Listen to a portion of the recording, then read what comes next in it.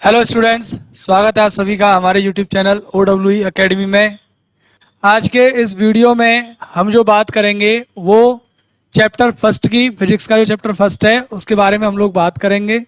और chapter first के जो इम्पोर्टेंट टॉपिक्स हैं उन्हीं के बारे में हम बात करेंगे। इम्पोर्टेंट टॉपिक्स के ऊपर पहले भी मैं वीडियो बना चुका हूँ, ये एक और वीडियो आप लोगों के लिए आगे टॉपिक्स के ऊपर, ठीक है ना। तो शुरुआत करते हैं ज़्यादा टाइम न लेते हुए आज का ये लेक्चर, जिसके अंदर देखते हैं हम लोग क्या क्या पढ़ेंगे। सबसे पहले पढ़ेंगे हम वैद्युत क्षेत्र पढ़ेंगे, फिर पढ़ेंगे वैद्युत बल रेखाएं, फिर पढ़ेंगे वैद्युत बल रेखाओं के गुण पढ़ेंगे, और वैद्युत फ्लक्स पढ़ेंगे, और पढ़ेंगे सॉलिड एंगल घन कोण, ठीक है ना, और गॉस का नियम, ठीक है। और साथ ही साथ गॉस के नियम से संबंधित कुछ महत्वपूर्ण बिंदु और गॉस के नियम के अनुप्रयोग पढ़ेंगे, ठीक है ना। तो करते हैं शुरू आज का ये लेक्चर पहले टॉपिक से। पहला टॉपिक क्या है आपके लिए? वैद्युत क्षेत्र। वैद्युत क्षेत्र क्या होता है, सबसे पहले इसे समझें। देखिए, कोई आवेश है Q, इस आवेश के चारों ओर का क्षेत्र, जहां हम कोई अन्य आवेश लेकर के आए Q नॉट, इस Q नॉट को हम कहते हैं परीक्षण आवेश। क्या कहते हैं इसको हम? परीक्षण आवेश, ठीक है। आवेश की एक प्रॉपर्टी होती है कि सजातीय आवेश एक दूसरे को आकर्षित करते हैं, सजातीय आवेश एक दूसरे को क्या करते हैं? प्रतिकर्षित, ठीक है, एक दूसरे को रिपेल करते हैं। और विजातीय आवेश एक दूसरे को क्या करते हैं? आकर्षित करते हैं, ठीक है। अब हम ये परीक्षण आवेश जो यहाँ पर लेकर के आए हैं, इस क्षेत्र के अंदर परीक्षण आवेश धनात्मक होता है। अब डिपेंड करेगा इस वाले चार्ज के ऊपर, इस वाले आवेश के ऊपर। अगर ये प्लस है तो ये Q नॉट प्रतिकर्षण का अनुभव करेगा, अगर ये माइनस का होता तो ये Q नॉट आकर्षण का अनुभव करता। और जितने आकर्षण का अनुभव ये Q नॉट करेगा उतने ही आकर्षण का अनुभव ये Q भी करेगा, और जितने प्रतिकर्षण का अनुभव ये Q नॉट करेगा प्लस प्लस होने पर, उतना ही प्रतिकर्षण बल का अनुभव ये Q भी करेगा, ठीक है ना। तो बेसिकली इसकी परिभाषा क्या है वैद्युत क्षेत्र की, इलेक्ट्रिक फील्ड की, कि किसी भी आवेश के चारों ओर का वह क्षेत्र या वह स्थान जहां कोई अन्य वैद्युत आवेश लाने पर इसको वह प्रभावित करता है, ठीक है ना। इस आवेश को क्या करता है? प्रभावित करता है, यानी आकर्षित या प्रतिकर्षित करता है, ठीक है ना। देखिए परिभाषा है, किसी आवेश के चारों ओर का वह स्थान अथवा क्षेत्र जिसे एक अन्य वैद्युत आवेश प्रभावित करता है वैद्युत क्षेत्र कहलाता है, ठीक है ना। जहां तक ये प्रभावित करेगा, जितनी दूर तक, ठीक है ना, वहां तक इस आवेश के लिए वो क्या बन जाएगा? वैद्युत क्षेत्र बन जाएगा, ठीक है ना। अब देखिए, ये जो है आवेश Q जो है क्या करेगा? एक बल का अनुभव करेगा, ठीक है ना। आवेश Q जो है इस Q नॉट के कारण क्या करेगा? एक बल का अनुभव करेगा। आवेश Q जो है एक आवेश Q नॉट के कारण एक बल का अनुभव करेगा, और उस बल का जो मान होगा, उस बल का जो मान होगा, उस बल का मान और इस आवेश के मान की जो निष्पत्ति होगी, जो अनुपात होगा, उसको हम कहेंगे वैद्युत क्षेत्र की तीव्रता, ठीक है ना।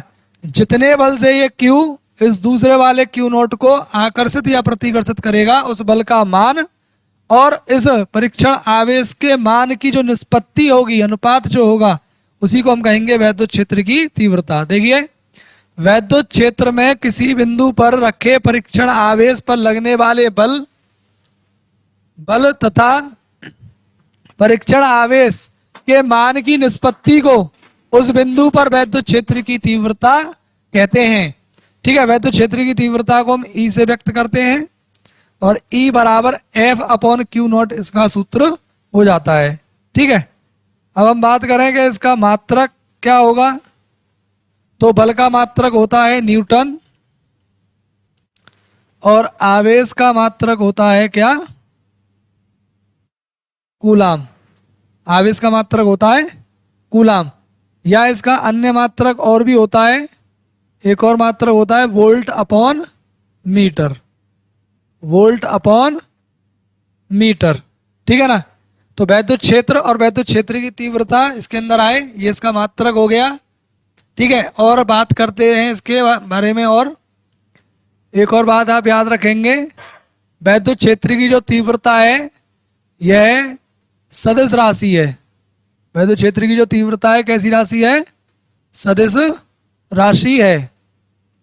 ठीक है ना, ये एक सदिश राशि है जिसकी डायरेक्शन हम वैद्युत बल रेखाओं के रूप में ज्ञात करेंगे। ठीक है ना। जैसे कि वैद्युत बल रेखाएं प्लस आवेश से बाहर की तरफ निकलती हैं, ठीक है, और माइनस की ओर समाप्त हो जाती हैं। प्लस से उत्पन्न होती हैं और माइनस पर जाकर के क्या हो जाती हैं? ये समाप्त हो जाती हैं। तो प्लस के कारण वैद्युत क्षेत्र की दिशा आप मान सकते हैं बाहर की ओर, प्लस आवेश के कारण, और माइनस के कारण अंदर की ओर। ठीक है, सदिश राशि है अगर ये, तो डायरेक्शन कैसे याद रखेंगे कि प्लस आवेश के कारण धनावेश के कारण, धनावेश के कारण जो इसकी दिशा होगी, धनावेश के कारण दिशा बाहर की ओर, बाहर की ओर होती है। ठीक है, ऐसे ही हम कहेंगे ऋण आवेश के कारण, तो ऋण आवेश के कारण, ऋण आवेश के कारण दिशा अंदर की ओर होती है। कहाँ होती है? अंदर की ओर। अंदर यानी कि माइनस क्यू की ओर, अंदर की ओर। ठीक है ना। यह एक सदिश राशि है और सदिश राशि के हिसाब से इसकी डायरेक्शन भी ऐसे आ जाएंगी। अब बात करते हैं इसके विमीय सूत्र की। विमीय सूत्र क्या होता है इसका? विमीय सूत्र देखिए, E बराबर आपने पढ़ा F अपॉन क्यू नॉट, तो F का विमीय सूत्र लिख दीजिए। F का विमीय सूत्र और क्यू नॉट यानी क्यू का विमीय सूत्र, आवेश का विमीय सूत्र। बल का विमीय सूत्र लिख दो और आवेश का विमीय सूत्र लिख दो, तो आपके पास में वैद्युत क्षेत्र की तीव्रता का विमीय सूत्र आ जाएगा। ई का विमीय सूत्र क्या आ जाएगा? वो एफ का विमीय सूत्र होता है MLT-2 और क्यू आवेश का क्या होता है? AT। ठीक है, इसे सॉल्व करेंगे तो यह आ जाएगा MLT, टी पे पावर यहाँ 1 है, ये 1 पावर ऊपर ले जाएंगे, -2 पहले से, ये भी माइनस हो जाएगी तो -3, ए की पावर यहाँ 1 है, ऊपर ले जाएंगे तो ये -1 हो जाएगी। ठीक है ना, ये हो गया इसका विमीय सूत्र। ये बात रही वैद्युत क्षेत्र की तीव्रता की। वैद्युत क्षेत्र और वैद्युत क्षेत्र की तीव्रता क्या होती है ये आपने समझा। ठीक है, अब इसके बाद में क्या है? इसके बाद है वैद्युत बल रेखाएं, electric lines of force. Electric lines of force क्या होती हैं वैद्युत बल रेखाएं? तो देखिए, पहली बात तो ये काल्पनिक रेखाएं होती हैं सर, ये काल्पनिक रेखाएं होती हैं, काल्पनिक रेखाएं होती हैं। ठीक है, ये काल्पनिक रेखाएं होती हैं जो करती क्या हैं? जो वैद्युत क्षेत्र का प्रदर्शन करती हैं। किसका? वैद्युत क्षेत्र का प्रदर्शन करती हैं। ठीक है, रिप्रेजेंट करती हैं ये किसको? इलेक्ट्रिक फील्ड को, वैद्युत क्षेत्र को ये प्रदर्शित करती हैं और वैद्युत क्षेत्र की दिशा को भी व्यक्त करती हैं ये। ठीक है ना, ये काल्पनिक रेखाएं होती हैं जो निरंतर वैद्युत क्षेत्र का प्रदर्शन करती हैं। ठीक है ना, ये इनकी परिभाषा है। अब देखते हैं आगे, वैद्युत बल रेखाओं के गुण। देखिए इसमें निम्नलिखित गुण होते हैं, इन गुणों को अच्छी तरीके से समझेंगे जिससे आगे आपको वैद्युत क्षेत्र की तीव्रता और वैद्युत फ्लक्स वगैरह समझने में समस्या नहीं होगी, ठीक है ना। तो वैद्युत बल रेखाओं के निम्नलिखित गुण हैं। पहला गुण है कि वैद्युत बल रेखाएं धनात्मक आवेश से प्रारंभ होती हैं तथा ऋणात्मक आवेश पर समाप्त होती हैं। धनावेश से ये उत्सर्जित होंगी और ऋणावेश पर जाकर के समाप्त हो जाएंगी। धनावेश से निकलती हैं ये हमेशा, ठीक है। बल रेखाएं कहाँ से निकलती हैं? धनावेश से। और ऋणावेश पर मैं अभी अभी बात कर रहा था ना कि धन से ये उत्सर्जित होती हैं बल रेखाएं। इसके भी आप भी हमने क्या बताया था आपको? वैद्युत क्षेत्र की तीव्रता की दिशा बताई थी, ठीक है ना। तो क्या होती है ये? धनावेश से उत्सर्जित होती हैं और ऋणावेश पर जाकर के ये समाप्त हो जाती हैं। सेकंड पॉइंट है कि वैद्युत बल रेखाएं धनावेश से शुरू होकर ऋणावेश पर समाप्त होती हैं। ये रेखाएं बंद पार्श्व बनाती हैं, यानी कि ये बंद वक्र बनाती हैं, क्लोज्ड कर्व जो है लाइंस होती हैं।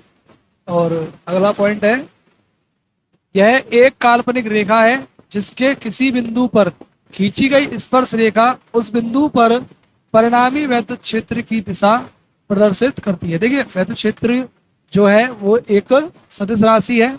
अगर आपको डायरेक्शन जो है, डायरेक्शन अगर आप लोगों को देखनी है, जैसे कि देखिए प्लस क्यू चार्ज ये है और ये माइनस क्यू है। प्लस क्यू चार्ज से ये रेखाएं निकलती हैं और माइनस पर समाप्त होती हैं, कुछ इस तरीके से, ठीक है ना, इस तरीके से कुछ ये वक्रीय रेखाएं होती हैं। हम लोग जानते हैं वैद्युत क्षेत्र जो वो एक सदिश राशि है। अब इसके किसी भी बिंदु पर वैद्युत क्षेत्र पर डायरेक्शन जरूर होगी, परिमाण होगा और दिशा होगी। सदिश राशियों में ये दोनों बातें होती हैं।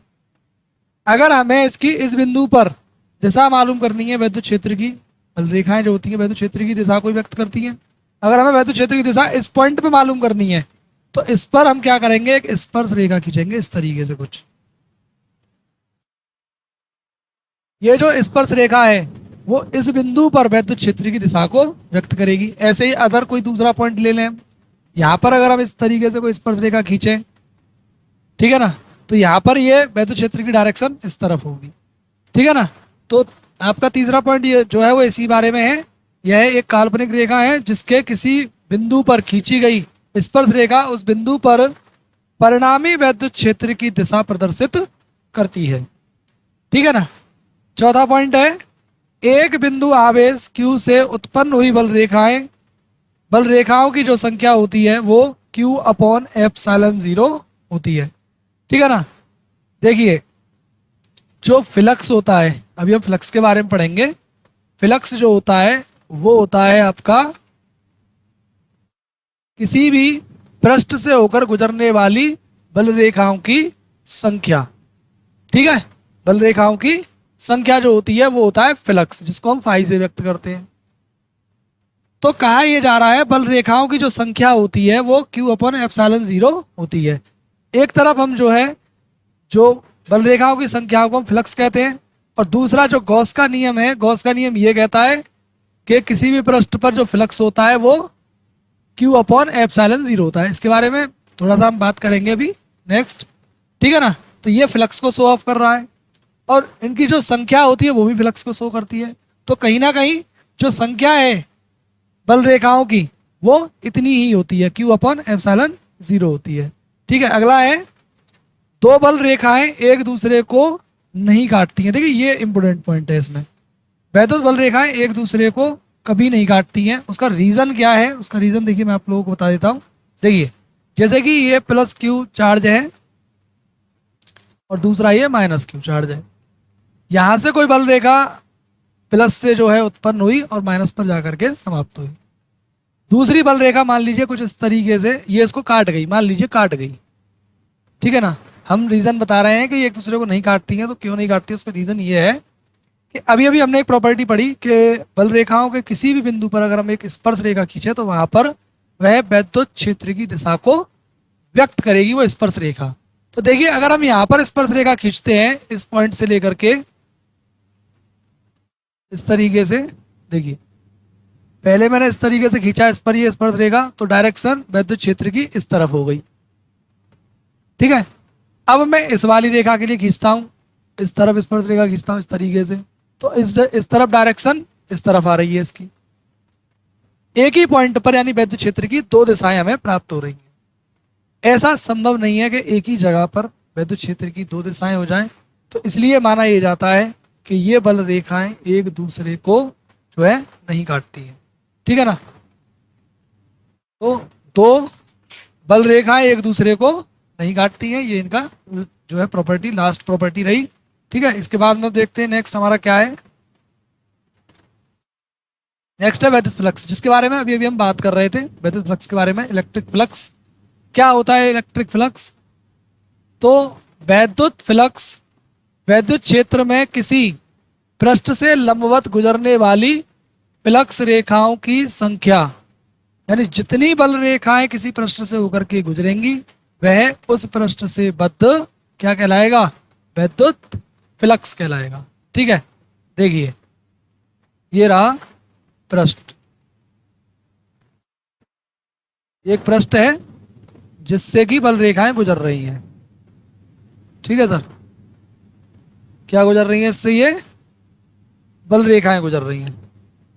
अगर इनकी संख्या 100 है तो इस पृष्ठ से बद्ध जो फ्लक्स है, फ्लक्स जो है फाई से जिसको हम व्यक्त करते हैं, अगर इससे गुजरने वाली बल रेखाओं की संख्या 100 है तो इस पृष्ठ से बद्ध जो फ्लक्स होगा वो भी 100 होगा। जितनी बल रेखाएं इससे संबद्ध होंगी वही, उन्हीं की संख्या ही हमारे लिए क्या कहलाएगी? विद्युत फ्लक्स कहलाएगी। ठीक है ना, इसे हम फाई से व्यक्त करते हैं, फाई से व्यक्त करते हैं, और यह एक अदिश राशि है। यह कैसी राशि है? अदिश राशि है, अदिश राशि है। ठीक है, देखिए अदिश का हम कैसे पता कर रहे हैं, मैं आपको बता देता हूं। ये रहा पृष्ठ कुछ इस तरीके से,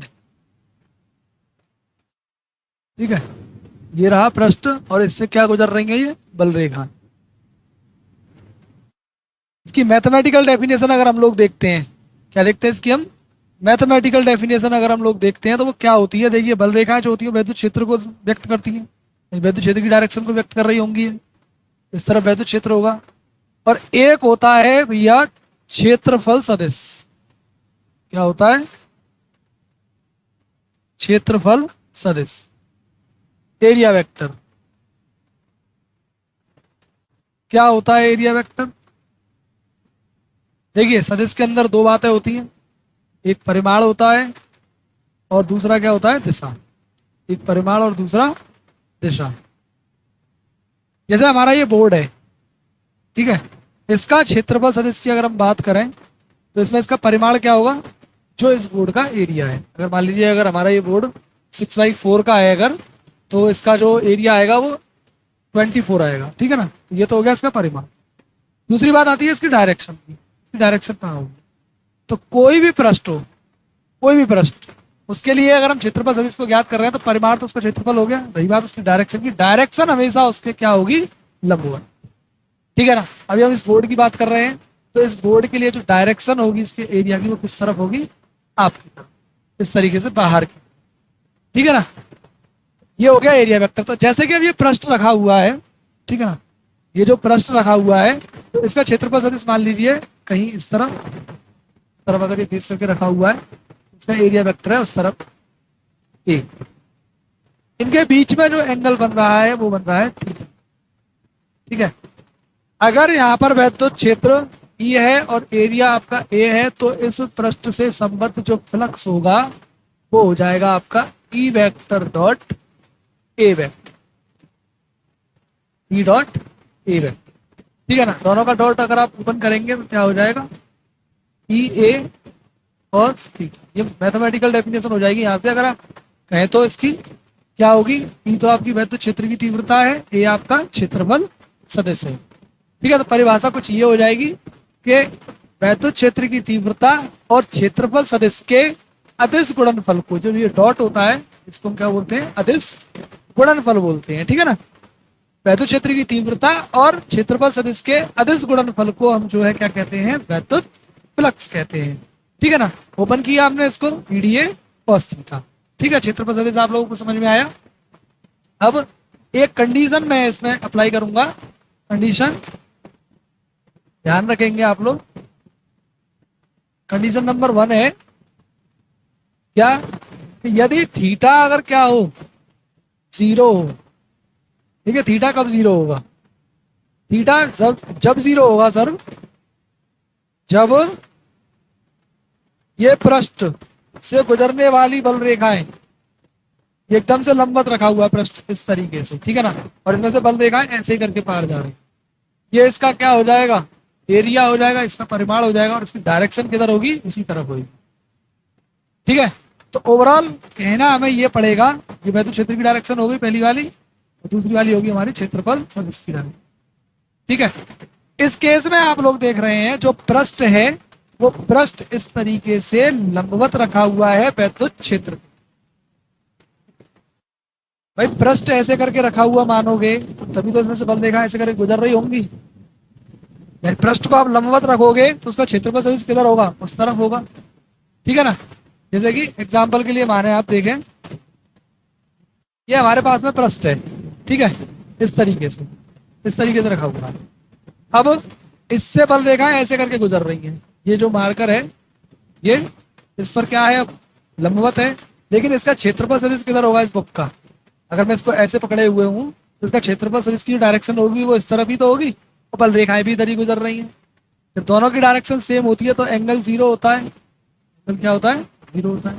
तो इस केस में पृष्ठ कैसा रखा हुआ है, पृष्ठ जो है लंबवत रखा हुआ है वैद्युत क्षेत्र, ठीक है। अगर थीटा 0 है तो इसका मतलब क्या है, पृष्ठ लंबवत है, लंबवत है, ठीक है ना। इसके लंबवत है, वैद्युत क्षेत्र के लंबवत है। तो उस केस में क्या होएगा, फाई इक्वल टू हो जाएगा ई ए कॉस, ठीक है, कॉस 0 की वैल्यू 1 होती है तो ये हो जाएगा ई, में ये बात आ जाएगी। सेकंड, थीटा अगर 90 हो जाए, थीटा 90 होने का मतलब क्या होएगा, ये तो आपको समझ में आ ही गया, लंबवत और होगा एक दूसरे के, तो वैद्युत क्षेत्र और क्षेत्रफल सदिश एक दूसरे के लंबवत होंगे तब जो है थीटा 0 होगा, और थीटा जब 90 होगा तब वैद्युत क्षेत्र और क्षेत्रफल सदिश एक दूसरे के क्या होंगे, क्षेत्रफल सदिश नहीं, पृष्ठ जो होगा वो समांतर होगा, पृष्ठ समांतर होगा,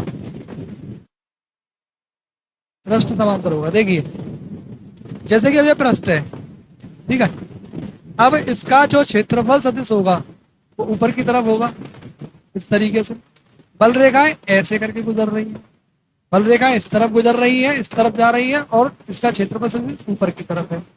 तो बल रेखाओं के बीच में यानी वैद्युत क्षेत्र के बीच में, और क्षेत्रफल सदिश के बीच में जो इसकी डायरेक्शन है इसके बीच में कितना एंगल बन रहा है, 90, ठीक है, कितना बन रहा है, 90 एंगल बन रहा है इस केस में, ठीक है। बल रेखाएं ऐसे जा रही हैं, तो अब बल रेखा जब ऐसे करके गुजर रही हैं तो ये पृष्ठ क्या है, बल रेखाओं के समांतर है या नहीं, ठीक है ना। जब थीटा 90 होगा तो पृष्ठ जो होगा वो समांतर होगा इसके बल रेखाओं के, यानी कि वैद्युत क्षेत्र के। 90 रखेंगे इसमें, अब यह आ जाएगा पाई इक्वल टू 0, पाई 0 कैसे हो जाएगा, तो 90 का वैल्यू 0 होता है, ठीक है ना। ये बात थी फ्लक्स की, पूरी ओवरऑल फ्लक्स क्या है ये आप लोगों की समझ में आया, ठीक है। इसके बाद देखते हैं नेक्स्ट, सॉलिड एंगल यानी कि घन कोण, सॉलिड एंगल। देखिए घन कोण से पहले आप लोग समझें समतल कोण, प्लेन एंगल, समतल कोण,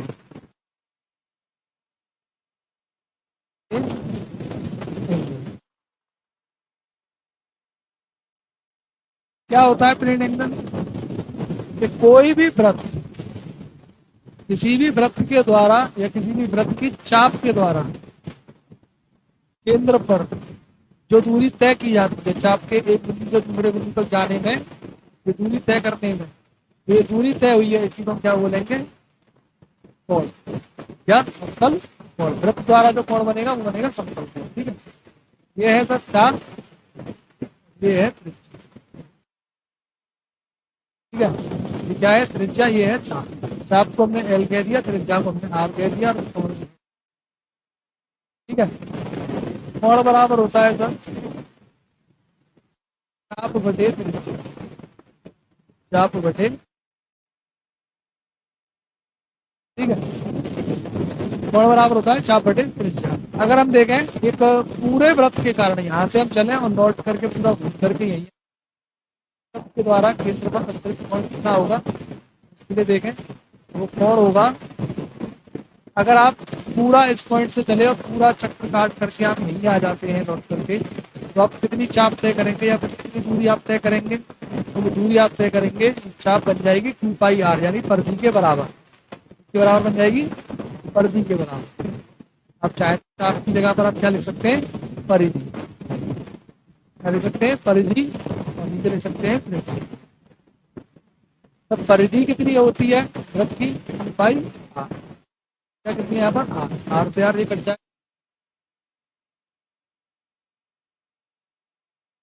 बड़ा कोण 2π रेडियन होता है।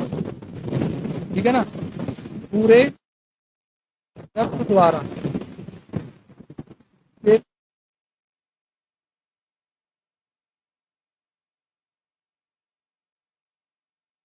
होगा 2π। ठीक है, समतल कोण जो होता है वो वृत्त के कारण बनता है। ठीक है, अब हम बात कर रहे हैं घन कोण की, और अभ्यास याद रखना इसका मात्रक क्या होता है, रेडियन। कौन सा मात्रक होता है, घन कोण क्या होता है, सॉलिड एंगल। देखिए ये वृत्त वृत्त से आया था, ये आएगा सर गोले से, आएगा गोले से। ठीक है ना, ऐसा गोले का हमने कोई एक छोटा सा प्रश्न ले लिया इस तरीके से, हमारा जो इसके केंद्र पर कोण बनेगा उसको हम कहेंगे सॉलिड एंगल, जिसे हम ओमेगा से व्यक्त करते हैं घन कोण। ठीक है ना, एग्जाम्पल भी ले सकते हैं, जैसे कि है तरबूज को जब देखते हैं अंदर से कि लाल है या नहीं, तो इस तरीके से काटते नहीं, काटते उसको इस टाइप का उसका एक पीस निकालते हैं।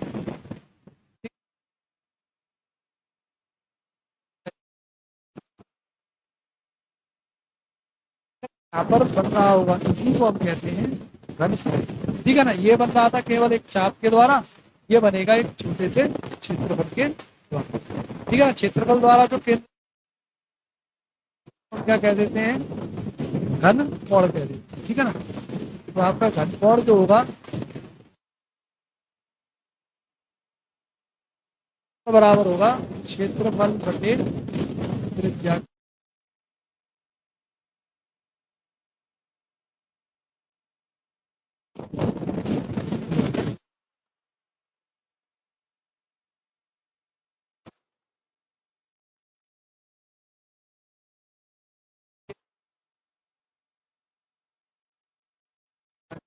रेडियन होता है, तो इसके द्वारा पूरे गोले के द्वारा केंद्र को बना कोण कितना होगा, जैसे पूरे गोले की हमने क्या ली थी, चाप ली थी, पूरे वृत्त की चाप ली थी, ऐसे ही हम पूरे गोले का क्षेत्रफल लेंगे। क्षेत्रफल कितना होता है, 4πr², त्रिज्या का नीचे चली रहा है स्क्वायर, इससे कट जाएगा और ये आ जाएगा 4π। ठीक है, उसका मात्रक रेडियन था, इसका मात्रक होता है स्टे रेडियन, स्टे रेडियन। ठीक है ना, घन कोण ओमेगा बराबर, यानी कि एक पूरे गोले के कारण जो उसके केंद्र पर बनता है कोण, वो कितना बनता है, 4π स्टे रेडियन। ठीक है, अब एक छोटी सी बात और इसी के बारे में देखिए, अगर कोई भी पृष्ठ लिया आपने छोटा सा इस तरीके से, ठीक है, ये पृष्ठ है और इस पृष्ठ के द्वारा यहाँ पर बना कोण कितना है, ओमेगा है। अगर इसकी हम सममित अक्ष को ले लें इस तरीके से, ठीक है, और अक्ष से इसको थोड़ा सा हम घुमा दें, सममित अक्ष से इसको हम थोड़ा सा क्या कर दें, घुमा दें इस तरीके से थोड़ा, ये इसका है।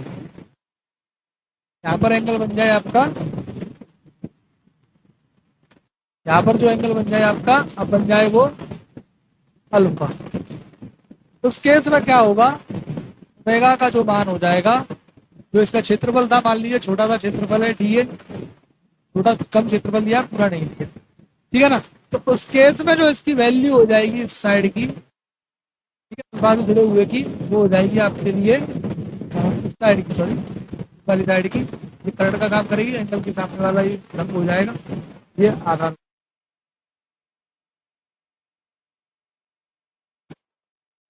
ठीक है ना। घूमने के केस में तो ये हो जाएगा फिर आपके लिए सॉलिड एंगल एरिया हो जाएगा, और अपॉन का, ठीक है। इसको हम थोड़ा सा एंगल घुमा दें, मैंने यहाँ पर थीटा लिख दिया है, अगर आप थीटा की बजाय यहाँ पर अल्फा लिखें, हालांकि वो एंगल आप थीटा भी मान सकते हैं, कोई उसमें प्रॉब्लम वाली बात नहीं, इसको अगर हम थीटा कहते हैं यहाँ पर, ये भी थीटा हो जाए, ठीक है ना। ध्यान रखेंगे जो आपके लिए जो सॉलिड एंगल होता है घनकोण, B A cos theta upon R square होता है, जब इसको थोड़ा सा घुमा दें इस केस में, ठीक है। अगर इसे भी अगर आप पूरे गोले के कारण पूछना चाहें, छोटे छोटे क्षेत्रफल को जोड़ने के बाद में जो कंप्लीट वैल्यू आएगा वो 4 पाई स्टेरेडियन, ठीक है, पाई स्टेरेडियन, इसका वैल्यू ये आए, ठीक है। ये था सॉलिड एंगल के बारे में। इससे पहले प्लेन एंगल के बारे में आपको बता ही दिया, जल्दी काम के बारे में बता दिया, क्षेत्र के बारे में बता दिया, अब देखते हैं क्या है इसके बाद में। अब है गॉस का नियम, है गॉस का, ठीक है ना। देखिए स्पेशल क्लासेस हैं तो आपको कुछ ना कुछ स्पेशल तो मिलता ही रहेगा इसके अंदर, ठीक है। जो मेन टॉपिक्स हैं जो आते रहते हैं बोर्ड के अंदर, ज़्यादातर पूछे जाने वाले जो टॉपिक्स हैं उन्हीं के बारे में हम यहाँ पर चर्चा कर रहे हैं ज़्यादातर। और किसी भी तरीके की कोई परेशानी अगर आप लोगों को होती है तो आप लोग कमेंट करें जरूर से, जवाब आपको जरूर मिलेगा, ठीक है ना। अब अब हम बात कर रहे हैं गॉस के नियम की, या फिर इसको हम गॉस की प्रमेय भी कहते हैं, ठीक है, क्या भी कहते हैं इसको हम, गॉस की प्रमेय, गॉसियस थ्योरम भी कहते हैं, ठीक है। क्या कहती है ये प्रमेय, जरा सुनेंगे ध्यान से। फ्लक्स की डेफिनेशन आपने पढ़ी कि किसी भी पृष्ठ से संबद्ध जो फ्लक्स होता है वो क्या होता है, वो होता है आपका किसी भी पृष्ठ से होकर, जो विद्युत क्षेत्र में कोई पृष्ठ है और विद्युत क्षेत्र में स्थित किसी भी पृष्ठ से होकर गुजरने वाली विद्युत बल रेखाओं की जो संख्या होती है, उन्हीं संख्याओं को हम कह देते हैं विद्युत फ्लक्स। लेकिन गॉस ने इसको थोड़ा सा अलग तरीके से डिफाइन किया, ठीक है ना। गॉस ने क्या कहा कि यदि कोई भी आवेश किसी भी पृष्ठ के अंदर है, ठीक है ना, यदि कोई आवेश किसी भी पृष्ठ के अंदर है तो उस पृष्ठ से होकर गुजरने वाला फ्लक्स जो होता है वो कितना होता है, उसको डेफिनेशन हालांकि फ्लक्स की है, थ्योरम के अंदर भी इन्होंने फ्लक्स की डेफिनेशन दी है, ठीक है। बस इन्होंने थोड़े से एक नए अंदाज में जो है फ्लक्स की डेफिनेशन को बताया। किस तरीके से, एक विद्युत क्षेत्र में स्थित किसी भी पृष्ठ से होकर गुजरने वाला विद्युत फ्लक्स या उस पृष्ठ से संबद्ध विद्युत फ्लक्स उस पृष्ठ द्वारा घिरे कुल आवेश का, जितना आवेश वो पृष्ठ घेर रहा है, उस कुल आवेश का 1/ε0 गुना होता है, ठीक है। फ्लक्स की परिभाषा है विद्युत क्षेत्र में स्थित किसी भी पृष्ठ से होकर गुजरने वाला या किसी भी पृष्ठ से संबद्ध विद्युत फ्लक्स उस पृष्ठ द्वारा घिरे कुल आवेश का क्या होता है, 1/ε0 गुना होता है। यह स्टेटमेंट है गॉस का, ठीक है। इन्होंने भी फ्लक्स की ही डेफिनेशन दी, ठीक है, इन्होंने भी क्या दी, फ्लक्स की ही डेफिनेशन, ठीक है। यहाँ पर फ्लक्स का जो है मात्रक आपके लिए रह गया था, मात्रक में करा दे रहा हूँ। मात्रक जो होगा, आपने फ्लक्स की अभी क्या परिभाषा पढ़ी थी कि विद्युत क्षेत्र की तीव्रता और क्षेत्रफल सदिश का अदिश गुणनफल, ठीक है, तो मात्रक क्या हो जाएगा, वैद्युत क्षेत्र की तीव्रता का मात्रक न्यूटन पर कूलम और एरिया का मात्रक होता है मीटर स्क्वायर। इसी से इसका हम विमीय सूत्र भी बना सकते हैं।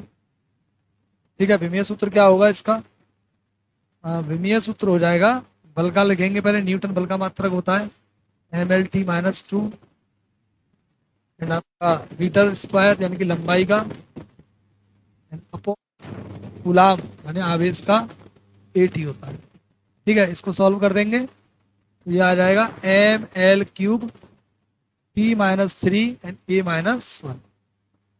ठीक है, सिंपली 1 पावर थी, इनको मैं ऊपर लेकर के चला गया और उनमें ऐड कर दी। 1 पावर यहाँ L की थी या 2 थी, ये 3 हो जाएंगे। ठीक है, तरीके से इसका विमीय सूत्र आ गया।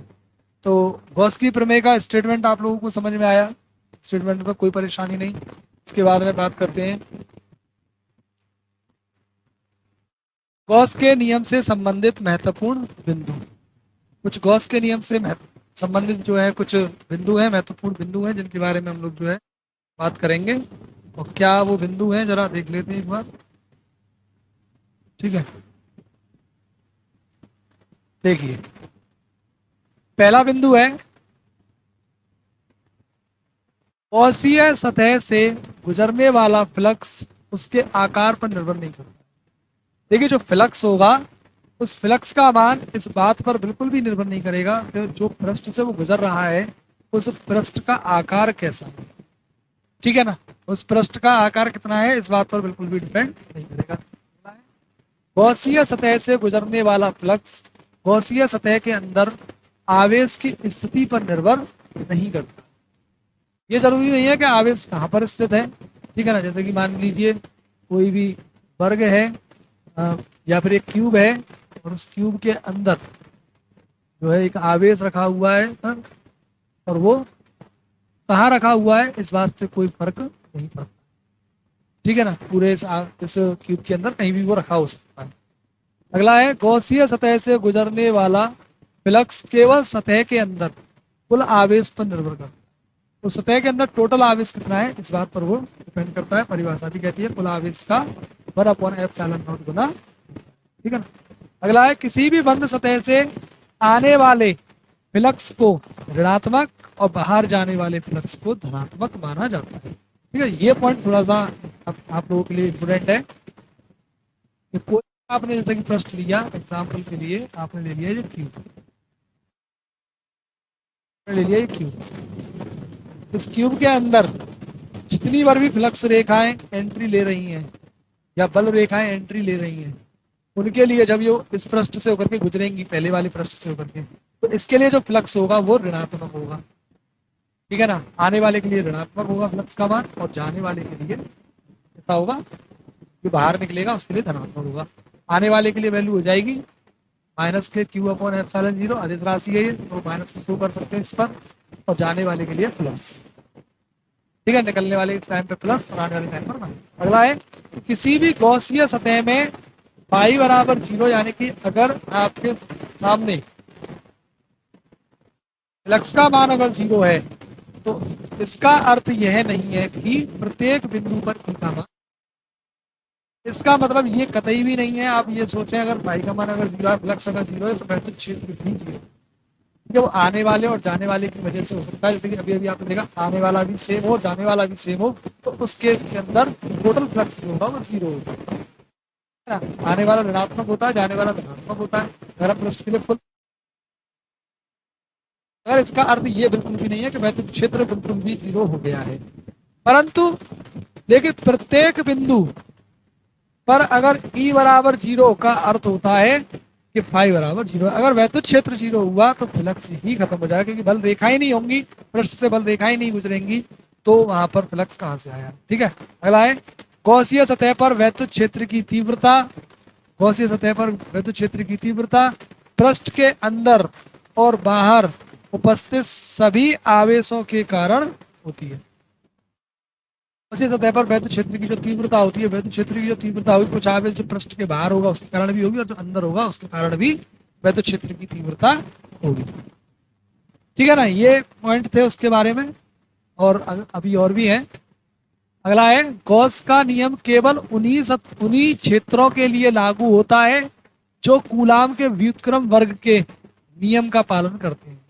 जो कूलाम के नियम का पालन करेंगे, जो सतह यानी कि जिन पर ये बात लागू होती होगी कि दो आवेशों के बीच लगने वाला बल जो होता है वो आवेशों की मात्राओं के गुणनफल के समानुपाती और उनके बीच की दूरी के वर्ग के व्युत्क्रमानुपाती होता है। यानी आवेश जितनी दूर होंगे बल उतना ही उनके बीच में कम होगा, और जितने नजदीक होंगे आवेश उनके बीच में लगने वाला बल भी उतना ही अधिक होगा। ठीक है ना। तो अगर इस नियम का अगर कोई पृष्ठ अगर पालन कर रहा है, उन पर जो है गॉस का नियम लग सकता है। अगला है, गॉस का नियम निर्वात एवं माध्यम दोनों के लिए लागू हो सकता है। दोनों ही कंडीशनों में ये लागू है। अगला है, यदि गॉसियन पृष्ठ के अंदर अलग अलग आवेश रखे जाते हैं तो कुल आवेश अलग अलग आवेशों के बीजीय योग के बराबर होता है। ये तो आवेशों की जो है योगात्मक गुण है, जो है एडिटिव प्रॉपर्टी है चार्ज की। यानी किसी भी पृष्ठ का जो कुल आवेश होता है वो अलग अलग आवेशों को आप जोड़ दीजिए और उस पृष्ठ का वो है कुल आवेश होता है। तो यहाँ पर बस यही कहा जा रहा है, यदि किसी गॉसियन पृष्ठ के अंदर अलग अलग आवेश रखे जाते हैं तो कुल आवेश अलग अलग आवेशों के बीजीय योग के बराबर होता है। अब है, बंद पृष्ठ से निर्गत वैद्युत फ्लक्स का मान बंद पृष्ठ के अंदर आवेशों के वितरण पर भी निर्भर नहीं करता है। वही बात कि पृष्ठ में आवेश कहीं पर भी हो, किसी भी तरीके से बटा हुआ हो, उससे कोई मतलब नहीं है। कुल आवेश आप निकाल लीजिए और उसका फ्लक्स आप ज्ञात कर सकते हैं। और एक और नोट पॉइंट आपको ध्यान रखना है, यह नियम केवल बंद पृष्ठों पर ही लागू होता है। नेसेसरी कंडीशन है, अगर पृष्ठ आपका बंद नहीं है, ठीक है ना, इंपोर्टेंट पॉइंट है कि अगर पृष्ठ बंद नहीं है उस केस में जो है आपका जो है गॉस का नियम नहीं लग सकता। गॉस के नियम के लिए जरूरी है पृष्ठ को बंद होना चाहिए। यानी कि देखिए, अगर आप देखेंगे जो आपके लिए वर्ग होता है, वर्ग कोई बंद पृष्ठ तो होता नहीं है। बंद पृष्ठ आपके कौन होते हैं? गोला होता है, बेलन होता है, सिलेंडर। ठीक है, सिलेंडर भी कैसा होता है? एक बंद आकृति है वो। देखिए इस तरीके से होती है। बेलन जो है एक बंद आकृति है। अब इसके अंदर कुछ भी हो सकता है। ठीक है, एक गोला है, गोले के अंदर, हम गोले की बात कर रहे हैं, वृत्त की बात नहीं कर रहे हैं, गोले की हम लोग बात कर रहे हैं। ठीक है ना, इसकी बात कर रहे हैं हम लोग गोले की। गोला बंद होता है, ठीक है, उसके अंदर आवेश कहीं पर भी उपस्थित हो सकता है।